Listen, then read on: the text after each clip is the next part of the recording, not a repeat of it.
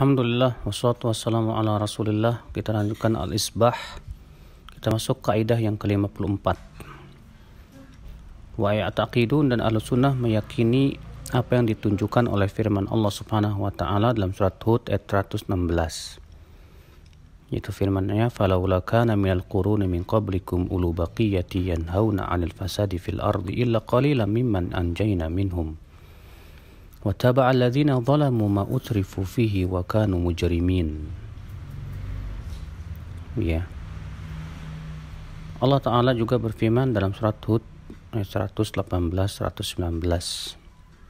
"Walau sya'a rabbuka laja'alan nasa ummatan wahidah wa la yazaluna mukhtalifina illa man rahima rabbuk walidzalika khalaqahum."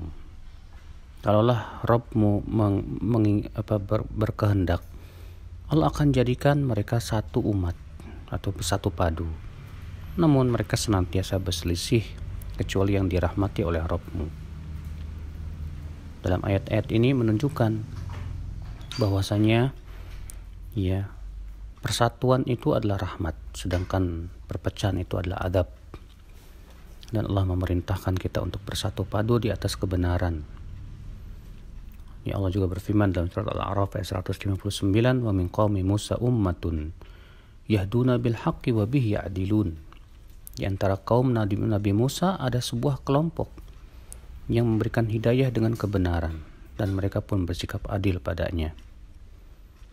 Allah juga berfirman dalam surat Al-A'raf ayat 181, "Wa mimman khalaqna ummatun yahduna bil haqqi wa bihi ya'dilun." Di antara manusia yang kami ciptakan ada suatu umat yang memberikan hidayah dengan kebenaran, dan dengan kebenaran itu mereka bersikap adil. Nabi SAW mengabarkan bahwa umat Islam akan berpecah menjadi 73 golongan. Semuanya di neraka kecuali satu. Dan Rasulullah SAW menyebutkan siapa mereka, yaitu man kana ala mithli ma ana alaihi al-yawma wa ashabi, yaitu orang-orang yang mengikuti aku dan para sahabatku di hari ini. Artinya, siapa yang seperti aku dan para sahabatku di hari ini, maka dialah yang selamat. Berarti keselamatan itu adalah dengan cara mengikuti Rasulullah dan para sahabatnya. Syekhul Islam Taimiyah berkata, apabila kebahagiaan dunia dan akhirat dengan cara mengikuti para Rasul, berarti orang yang paling berhak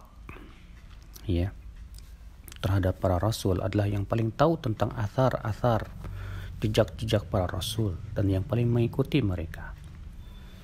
Maka orang-orang yang berilmu, yang senantiasa mengikuti jejak kaki para Rasul, mereka lah orang-orang yang diberikan oleh Allah kebahagiaan di setiap zaman dan tempat. Mereka lah Taifah Najiyah, kelompok yang selamat. Mereka lah Ahlus Sunnah wal Hadis dari umat Islam ini. Beliau juga itu Ibnu Taimiyah berkata itu di Majmu' Fatawa di jilid 4 halaman 26. Beliau juga berkata, "Fahum a'lamun nasi bi aqwalihi wa ahwalihi." Ahli hadis dan ahli sunnah adalah orang yang paling tahu tentang sabda-sabda Rasulullah dan keadaan-keadaannya. Mereka paling bisa membedakan antara yang sahih dan yang dhaif.